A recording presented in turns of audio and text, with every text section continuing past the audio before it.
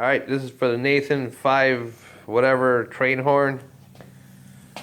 Technically new, but just never installed. I've got the paperwork, so listen to it as used. Here's a microphone showing decibels. I'm going to run an air hose through it, and I'm not sure how many PSI it usually takes. Go back there and point it straight at it. Just going to use a regular air blow gun.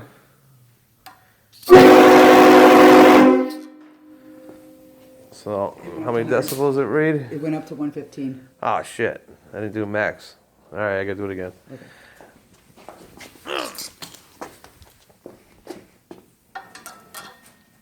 I just put this adapter in there to, I'm not sure how small the hole's supposed to be, but it's pretty small.